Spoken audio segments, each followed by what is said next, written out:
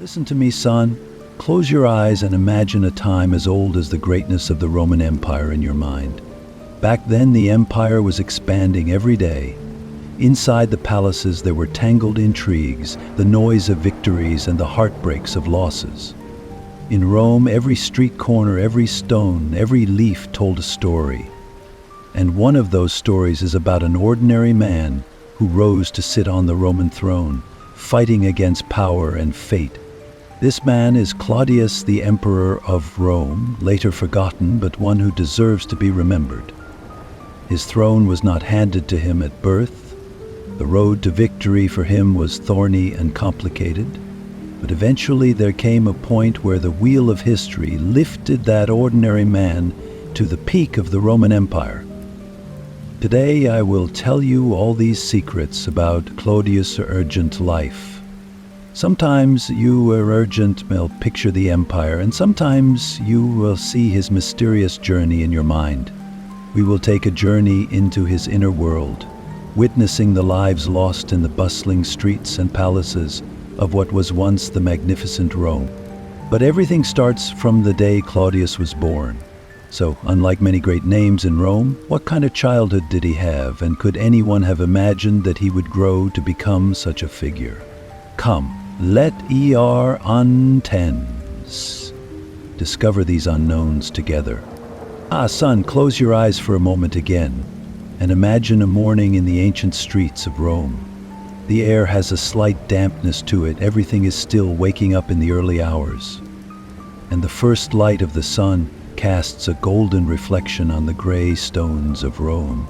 And it is on one of these mornings, in the heart of Rome, in a house by the Tiber River, that a child is born. This child will become one of Romea Aerm's greatest emperors, but in that moment no one will even remember his name, and no one will believe he will write history.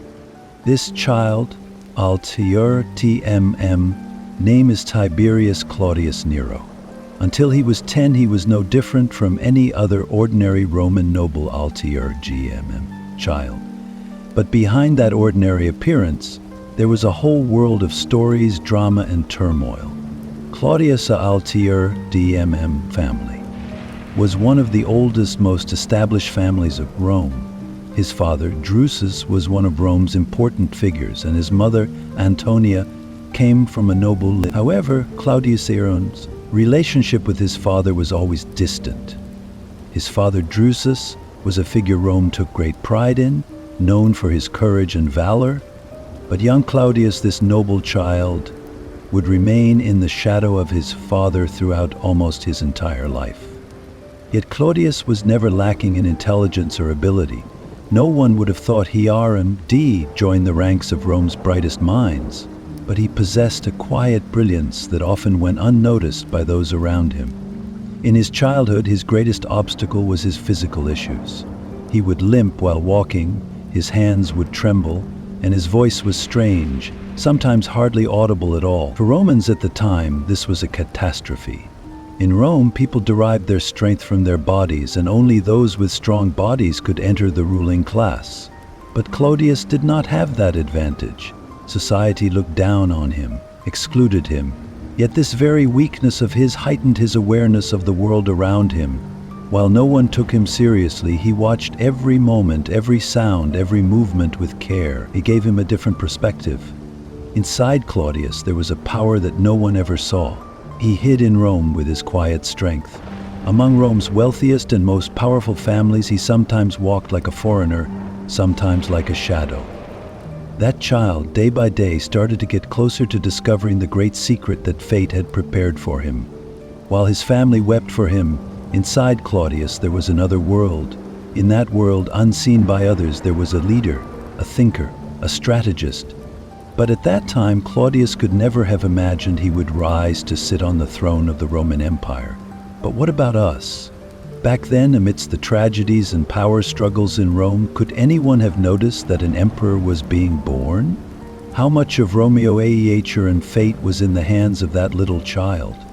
And in the midst of all these changes, Who was Claudius really? Claudius Aurelian's birth might have been just the beginning of the first step that would change the course of history, a history of health and healing. But no one could know that at that moment. My child, let me tell you about a man who once walked the streets of Rome, stepping on the earth-soaked stones beneath the golden sunlight. But this man was not one who merely dreamed of and internalized the splendor, strength, and power of Rome. Life had played the cruelest of games with him from the start. Yet he showed no outward sign of exerting visible strength or willpower. Instead, with the dark, hidden powers within him, he rose to the palaces of Rome. Yes, the man I speak of is the famous Emperor Claudius. But my child, he was not just an emperor. At the time, he was unfortunately not someone the Roman people valued much. Claudius's body was not like that of another child growing up in Rome. In Rome, people were known for their physical strength, their confidence, their broad shoulders, and their mighty frames. Back then, people measured a man's strength by his physical build, by the power of his every movement. Claudius, however, was someone who defied all of these norms.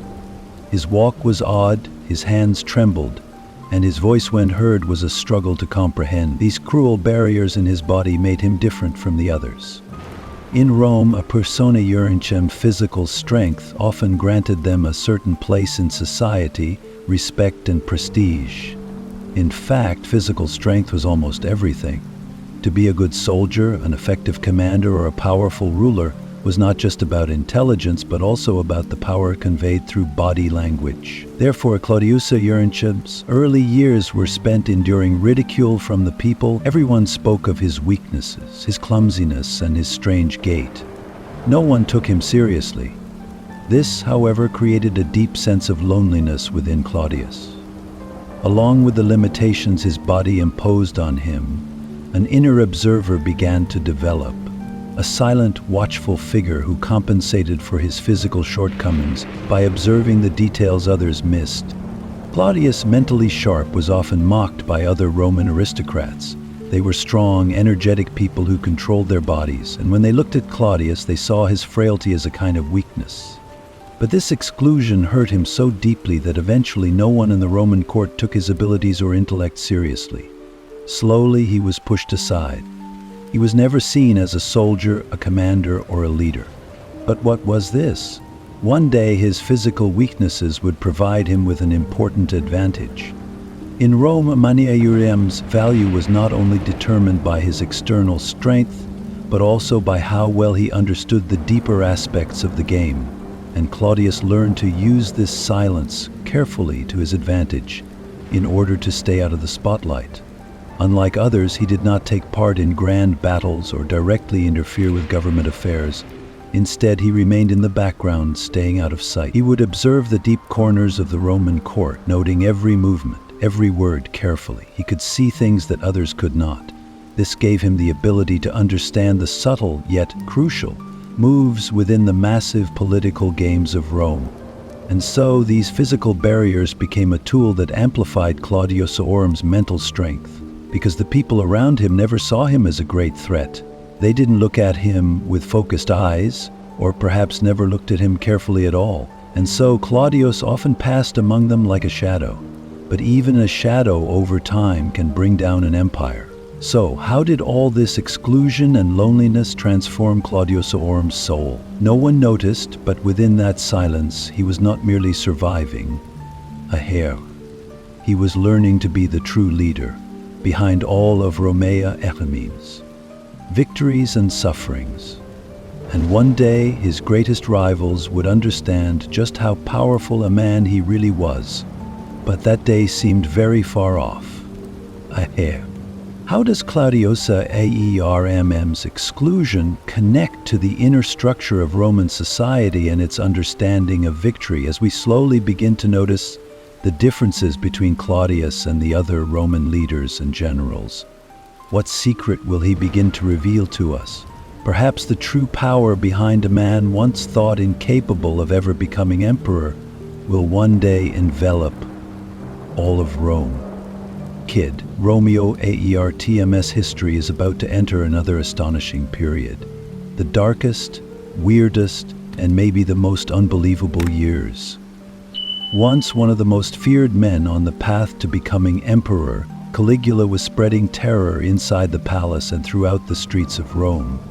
Just his name would send shivers down the spines of the people, scaring them in every corner of the empire. Amidst the deep traces of destruction and madness that both the government and people could withstand, there was one man fighting for survival. That man was Claudius. In that grand period of Rome, just like everything else, Claudius's was a matter of balance. Because Romeo an emperor was Caligula, who had lost his mind and considered himself one of the gods. After Caligula became emperor, he had basically turned Rome into hell. At first, the people had great hopes for him, but sadly, the man who was once welcomed with love quickly turned into a cruel tyrant. From what was said about him, he had completely lost his sense of reason and logic. Above all, Caligula didn't want anyone around him. He tried to gather anyone around him. As an emperor, he was a neorenta, afraid to threaten anyone, even his family members. No one in the Roman palace was safe. Neither brothers, nor cousins, nor elders. Everything and everyone had lost their significance, becoming just ordinary figures. He declared himself Aer, and made a series of wild and irrational decisions to show the people his power. In this atmosphere, Claudius stayed almost like a shadow, distancing himself from the chaos around him. His survival strategy was, above all, to rester unseen and rester silent. Most of the time, no one would pay attention to him in the palace because Claudius made him think as him that this was his place. Caligula knew exactly that this was his place. Weak appearance became an advantage in the palace. Power struggles and violent games, no one had their eyes on him. He remained a spectator, an observer. Seeing the insane madness in the Roman palace had become a matter of survival for Claudius. He accepted that nothing was predictable or logical in the path that Caligula had opened. This was the basis of his survival strategy. Never stand out, never look strong or dangerous. By doing this, at least he was Maoro ATMT on Caligula TV list. Theta AM on Unior stupid. Why people called him a Euro stupid AER. Because he hadn't no NBR basically. Why people called him a Euro stupid AER. Because he hadn't no NBR basically. Why people called him a Euro stupid AER. Because he hadn't no NBR basically. Why people called him a Euro stupid AER. But no, this kid, it was a strategy. His silence, in a sense, was a cover, a mask.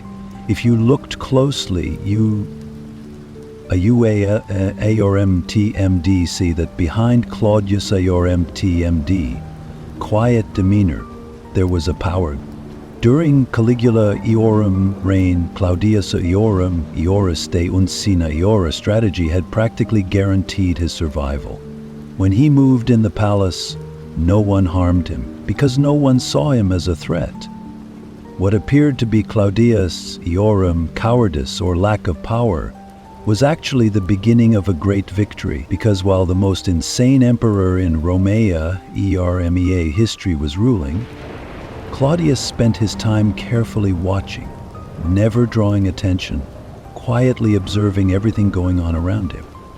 As Caligula made absurd decisions to strengthen his empire, Claudius calmly watched every new development, focusing his eyes on what was happening at every moment. One day it was decided that Caligula would not survive, and right at that moment Claudius Urtum's survival strategy, in a way, offered him a golden opportunity. The chaos in the Roman palace unexpectedly gave Claudius, who was once invisible, small and silent, a chance. But even then, he was so careful that this opportunity was not just a game, but had become a strategy. Claudius Urtum's skill was in finding his place at the right time and making the right move at the right moment. Yes, kid, in some moments of history, the most powerful appearances are actually left behind by the weakest. Claudius AUC was to appear weak and stay out of sight, but the flow of history would turn him into a great man that no one would ever ignore. So, what plans was Claudius making behind that silence and invisibility? No one noticed, but every day he quietly absorbed what was happening in the palace, knowing that sooner or later the great Roman throne was waiting for him. Kid, the Roman palace used to be a magnificent, grand, and organized place, but over time, the shadow of that grandeur started to darken with deepening fear and murder. The years when Caligula ruled represented the worst, most insane times of Rome. Nobody in the palace or among the people could predict when things would blow up or when they'd come across a body. And finally, that big disaster, that terrifying moment came. Caligula didn't shy away from his enemies, rebels, or the conspirators inside the palace. But still, when his end came, nobody was expecting it. The story began at a time and place where, in the dark streets of Rome, in the secret rooms of the palace, there was a place where those who ruled the imperial throne were left alone with their thoughts. Caligula had declared himself a god, and every day he left the people of Rome, generals, wives, and children, trembling in fear. Tyranny was growing from the inside, and in every corner of the palace there was a sense of rebellion, a feeling of threat. Nobody loved Caligula anymore. He was alone with his madness. And then that moment came, so sudden and unexpected, that Caligula's end was as quick as it was surprising. A group of senators and high commanders secretly gathered inside the palace. They decided it was time to end an era, to put an end to the tyranny of an emperor. On a dark, cold morning, senators and guards carried out their plan to kill Caligula. That morning, a hidden storm swept through the palace corridors. The warriors' era silent steps surrounded Caligula. Behind him were once loyal friends, now caught up in betrayal. In the end, the assassination happened, and Caligula the stone floor of the palace. But kid, this story doesn't end here. Dealing with such madness and handling the chaos that followed was no easy prison. After the assassination, Rome faced a huge void. There was no emperor. A silence spread through the palace and the streets of Rome. After Caligula and death, Rome fell into uncertainty for a while, but in that moment, a chance arose that would change the course of history. Nobody in Rome knew what was going to happen. No one had any idea what would be done or who would become emperor. In the middle of all that chaos, there was a man who was once seen as completely unimportant, but at that moment, history would make him significant. That man was Claudius. Right after Caligula's death, nobody could decide what to do in the palace because all the power in Rome, everything, was out of control. But what no one realized was that Claudius, right in the middle of that survival strategy I just mentioned, was quietly and steadily rising. He knew how things worked deep within Rome. He understood the language of history and intrigue.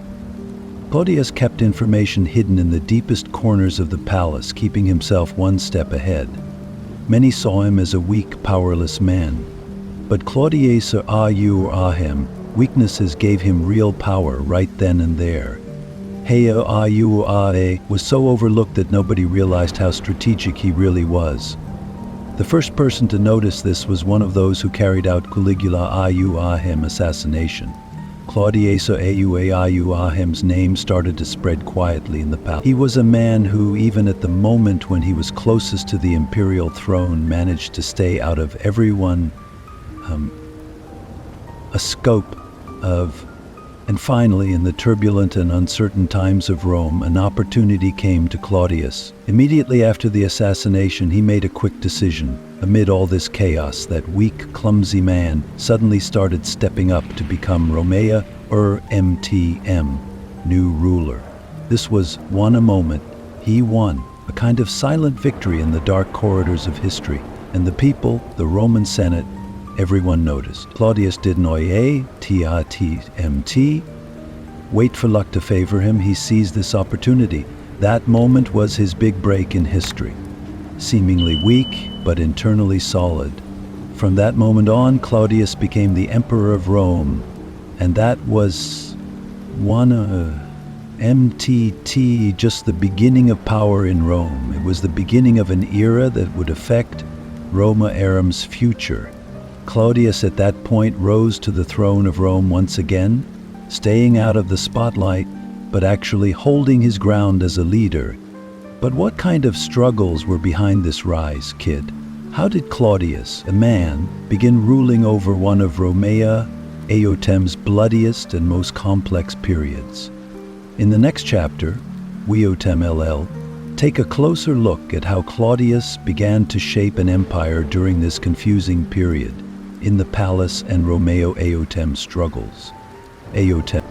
Kid, when you step into the distant past of the Roman Empire, UAUARSTMELL, notice that every stone, every wall, every statue witnessed the glory of its emperors. But there, Ares, always this figure who stands out among all those stones, overshadowing the monumental structures. Claudius is one of those figures. Over time, he became not just a ruler, but also a symbol of justice, intellect, and progress in Roman history. The story starts after the great chaos and uncertainty in Rome, when Claudius took the throne. Rome was quickly drifting away from the great empire it once was in its brightest days. Claudius had gained power on his own, but as he stepped out of the depths of the government, no one really knew what kind of leader he was. He was seen as a man surrounded by a sort of weakness, even a clumsiness, but here are Auremst Thinkida. He stepped out from the shadows of those ordinary stones and suddenly became one of Romea's most powerful emperors.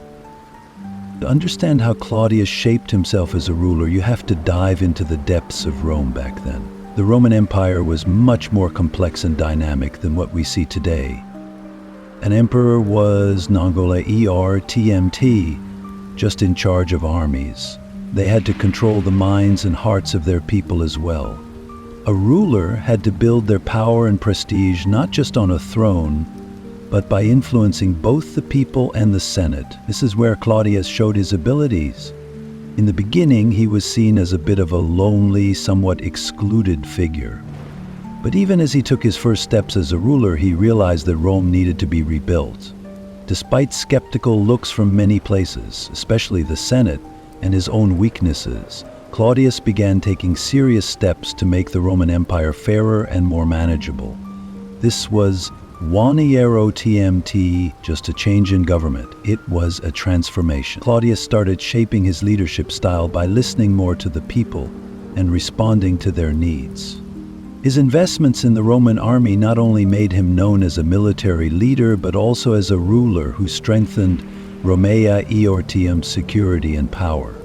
As an emperor, Claudius directed Rome to new lands, new territories, and conquests. On one side, he focused on the western regions of Rome, while on the other he moved to secure the Empire Eortium's borders in the east, north, and south. These conquests didn't just boost Romea Erem power, they also solidified Claudia Erem's prestige as an emperor. He was not just a ruler. He became, in the eyes of the people, a heroic strong man, a Jew. But kid, leadership was no to just about conquests and armies. Claudius took big steps to reshape Romeo's internal structure, the foundations of its society. He strengthened Romeo's bureaucratic system, improved the tax system, and passed many laws to make life safer for the people. Above all, Claudius placed great importance on delivering justice in Rome. There were injustices in the empire, especially corruption at higher levels. Claudius took strong action to tackle this corruption. He saw the law and justice not just as principles, but as the very foundation of Rome. People knew that under Claudius' rule that there would be no more. At this point, under Claudius Zuertum leadership, Rome became not just an empire, but a strong society as a whole, in the eyes of the people and the Senate. Even though Claudius was initially overlooked by many, His success in governing gradually turned him into a hero in the eyes of historians, the public, and philosophers. Claudius became a beacon of hope against all the negativity, corruption, and chaos in Rome. But like every ruler, Claudius Iotam, decisions were sometimes harsh, and he didn't have much tolerance for opposing views. He sometimes acted like a tough dictator, especially against the Senate. However, this harshness was a result of the deep chaos and division Rome was going through. Claudius didn't. As an emperor, Claudius power was not only backed by his military and political achievements, but also by how the people felt, the justice and prosperity under his rule. His success in ruling the empire made him a figure who went down in history. He was not just a leader of the Roman Empire, he was also a ruler who fought for the rights of the Roman people. But the path to these achievements was not Claudius faced internal struggles with every step he took in his fight for Rom's future. Claudius success with the people in Rome didn't just give him the chance to stay on the throne for many years. It also left a legacy that shaped Rome's future. However, to fully understand Claudius true power, we need to dive deeper into the turning points of his life. Later continue exploring how he used his power within the empire and how he shaped it in the next chapter. By later the Roman Empire was a massive empire that held the greatest military power in history. It ruled over many lands, its influence felt in every corner. But there was one region that, in the eyes of Rome, always remained an unreachable dream: Britain. Far beyond the horizons of Rome, surrounded by the sea, cold and harsh, the island of Britain was the only major land that had never come under Roman control. But Claudius, with his desire to expand the Roman Empire's borders, came to power at a time when fate was waiting for him to step into these distant foreign lands. Claudius set his sights on Britain to strengthen his own power as emperor and show off Rome's might through a conquest.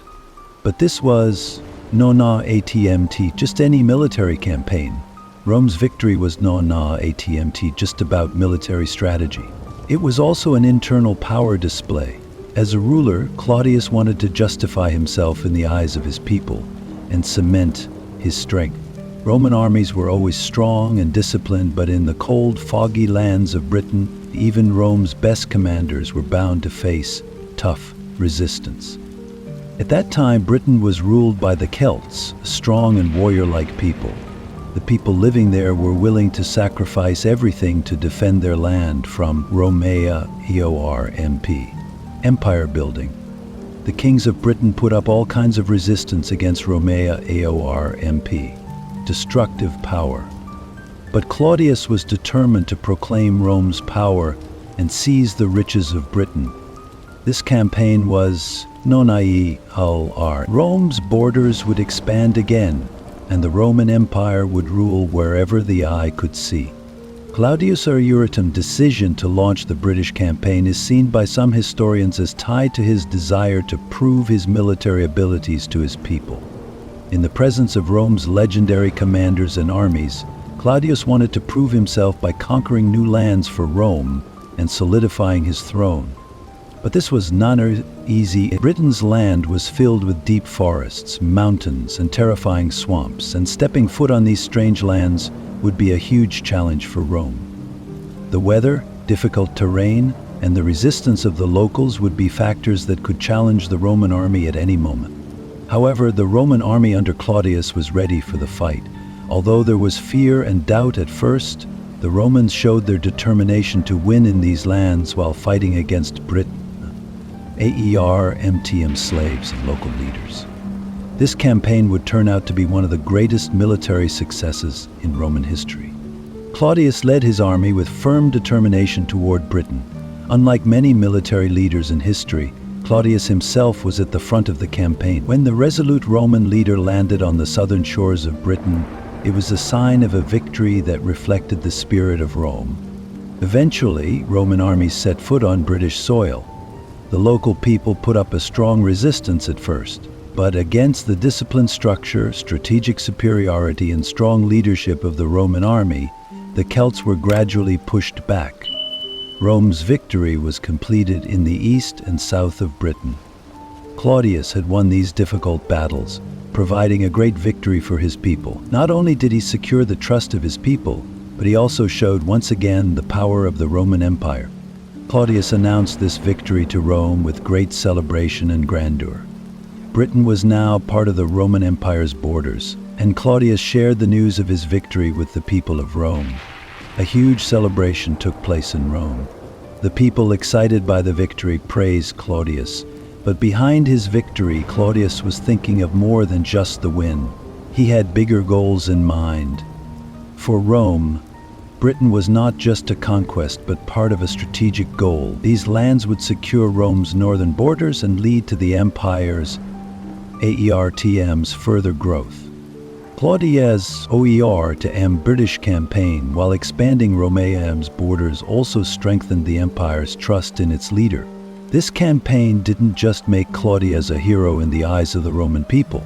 It also showed future Roman emperors just how brave and determined they needed to be.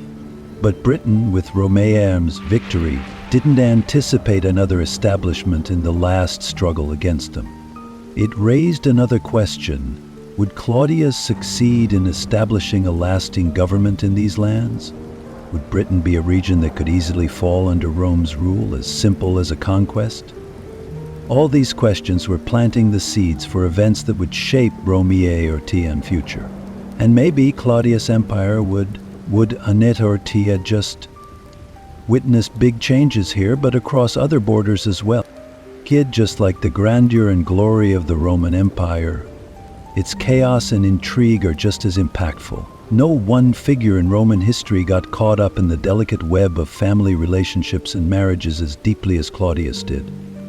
An emperor's ERMTM life is usually out of the public eye, but Claudius' ERMTM marriages were directly linked to his internal struggles, the legitimacy of his government, and the power of his own family. These family dynamics are some of the most carefully debated topics in Roman history. Claudius was actually a man deeply attached to family, but in the complex and tangled political environment of Rome, his family didn't offer him an easy life. Relatives who didn't want to see him on the throne, people who were his rivals during his lifetime, but after his death, they started to play dark political games to secure a position as the heir to the throne. In the endless marriages of an emperor carrying the slavery of the Roman Empire, this kind of chaos was inevitable. Claudius' first marriage was to a woman from one of the most important noble families of the Roman Empire, the Plautius family. With their family AERMTM strength, Claudius' AERMTM marriage seemed like a good opportunity to boost their reputation in Rome. However, unfortunately, this marriage was not AERMTT happy. His wife, Plautia Urgulania, with all the pressures from Claudia's mother and family, didn't AERTMT just make the marriage difficult, but also complicated Claudia's AERTMT personal life. Their relationship ended in a long period of unhappiness because his wife didn't AERTMT take him seriously, and eventually their marriage ended in divorce. After his first marriage ended, Claudius didn't AERTMT find emotional relief right away, but he married again, this time to Messalina, connected to Rome's power.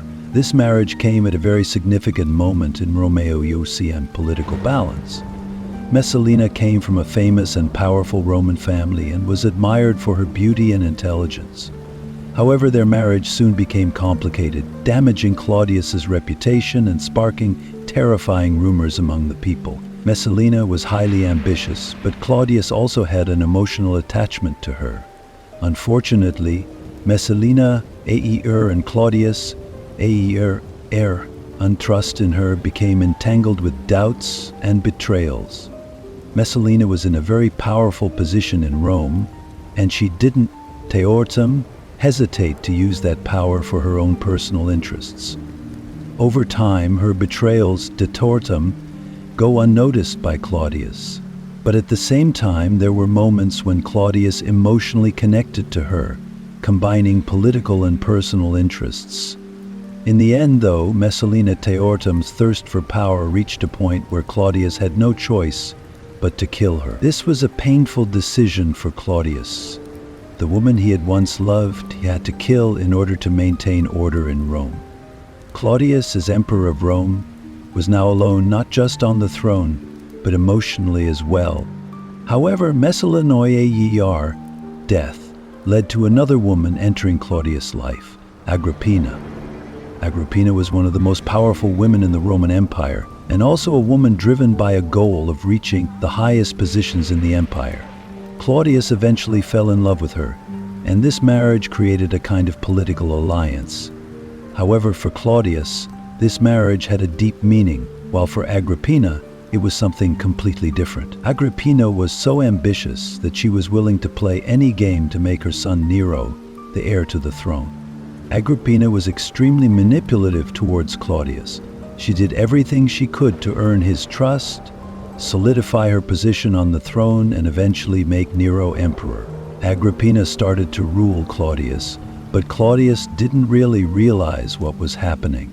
He kept his throne safe with many moves he made to protect his family, but at the same time he was forced to watch the ambitions and destructive conflicts within his family without losing trust in anyone. Eventually, when these intrigues started to threaten his trust and the relationships that were still standing, it became clearer how isolated Claudius had become.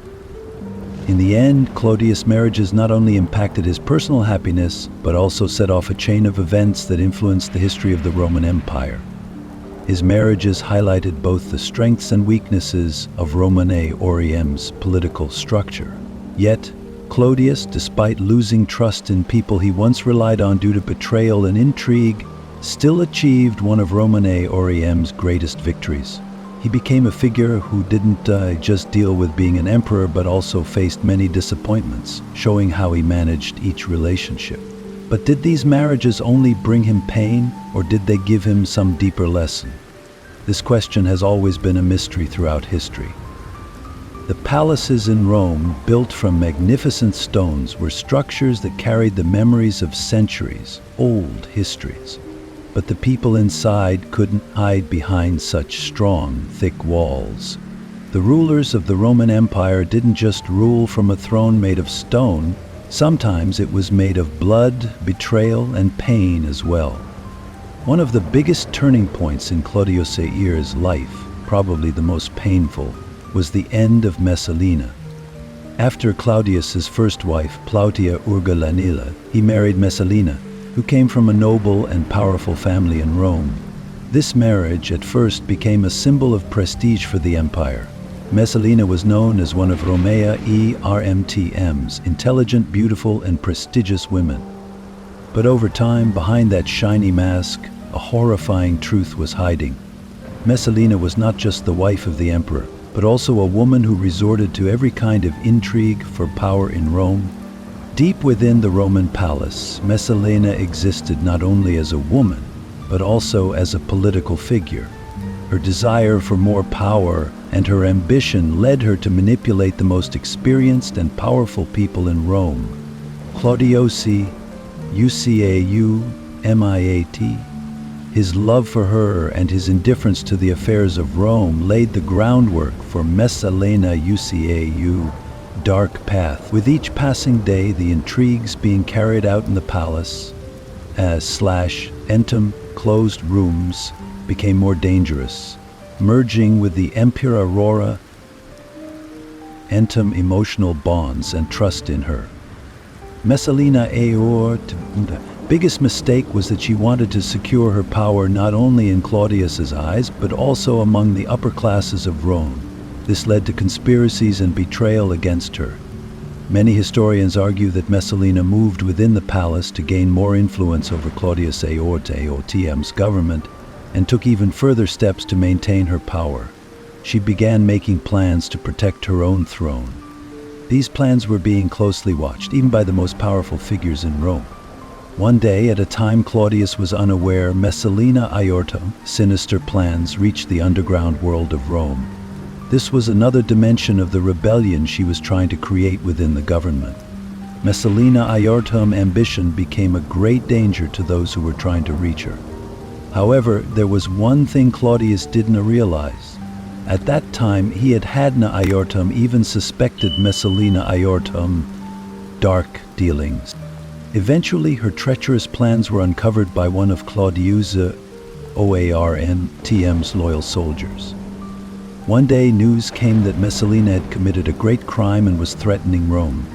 Assassins launched a secret operation within the Roman palace and targeted Messalina. But by the time she realized the game, she tried to escape. Still, her escape was nothing more than a tragic end. As she ran through narrow streets, she realized that everything was over and she was as alone as the sea. She had no support. All her power and high status in Rome were gone. The end of it all showed that the lofty position she had once believed in was weak and temporary. That moment marked the end of Messalina's life. The powerful woman in Claudius's government, once his closest friend and confidant, was now dead. Although Claudius was shocked by this event, he had to accept the pain in his heart. Messalina died as someone who was a huge threat to both her husband and Rome. But what about Claudius? What did he feel in his soul? After Messalina or MTM's death, what did he think of the relationship he had maintained for years? As the Emperor of Rome, Claudius was a man who often made decisions with cold-heartedness on the lands he ruled. But in this case, as a man who ended a marriage and paid the price of a great betrayal, the pain and disappointment he felt were deep. As an emperor, he knew he had to make decisions to maintain the balance of Rome. But historians have often questioned how much his personal feelings played a role in that decision. Trying to resolve his inner conflicts, Claudius knew that he had to maintain Rome's order in the eyes of the people. However, being forced to kill the woman he once loved made him reflect on the lasting impact of the trauma he experienced as the Emperor of Rome. In the end, Claudius tried to move on from this tragedy and continued his life. But once again, Rome had left behind a great intrigue. Yet in Claudius's heart, the deep marks and memories of all these events remained. The end of Messalina marked the closing of an era in the Roman Empire. But this event would also pave the way for other turning points in Claudius's and Romea EOTM history, opening the door to even bigger questions of virus.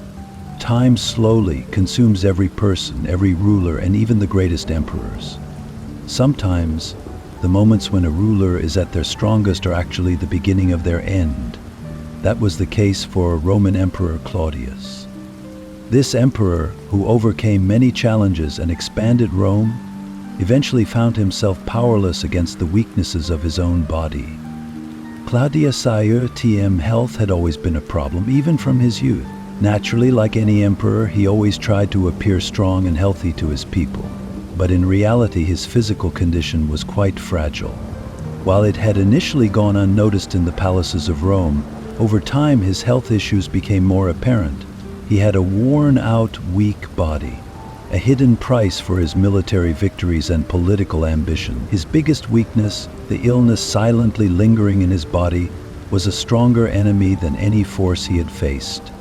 On the outside, the Emperor grandeur and influence on the people were enormous, but his internal struggles, health problems, and the accumulated fatigue of years eventually began to show. Over time, Claudius tempted to health deteriorated. Although doctors tried various treatments, the belief that an emperor should always appear healthy was a constant internal struggle for this man, who tried so hard to remain strong. With the great burden of ruling on one side and his physical frailty on the other, Claudius grew more and more exhausted every day. Each time his body reacted against him, it was a breaking point for him. In his later years, Claudius's mind and body were both under immense strain.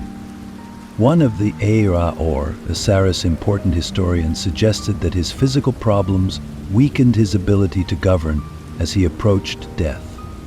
Additionally, his relationship with his family became increasingly complicated. Claudius's biggest issue in his final years was his struggle to maintain control over the empire. The health issues he had dealt with from a young age gradually began to prevent him from effectively governing. Every passing year wore him down, slowly corrupting both his body and spirit. His drinking and eating habits, once healthy in his youth, slowly but surely took their toll over the years. These harmful habits eventually led to fatal illnesses. Despite his doctor's advice, Claudius struggled to control his personal ambitions and desires. As his relationships with his family became more complicated, he grew increasingly isolated, left alone more and more. During this time, the power struggles within the palace in Rome also contributed to Claudius' declining health. After Messalina's death, the intrigues, the government's misery, and new threats began to take a toll on Claudius' spirit. While the people outside still saw him as a powerful emperor, internally everything was very different. Despite his legendary victories and growth, Claudius was slowly burning out. Finally, one of the greatest turning points in Claudius' reign came the moment he died. It marked the end of the time when an emperor ruled from within the government, the closing of an era. However, his death didn't elicit much of a reaction from either the people or his family. Due to his health issues and personal shortcomings, Rome could not to show him the respect he deserved after his death. In the midst of all these dark scenarios, Claudius and actually came very quietly. He never shared his inner pain with anyone. Just like everything began, everything ended. There were many questions after his death, but the biggest question was how Rome would evolve with the dawn of a new era. But with every end comes a new beginning. After Claudius' death, the new emperor who would rule Rome would search for answers to all these questions and open another page in Roma history behind Claudius at age 50. Death, a deep mark was left that would change the face of Rome. Time is like a river, keeps flowing, and you cannot fight the current. The flow of fate and history sometimes makes someone a mighty emperor, and sometimes time turns a person into just a fleeting shadow. Claudius's life was part of the golden age of the Roman Empire, but his end gave birth to a dark and controversial legacy.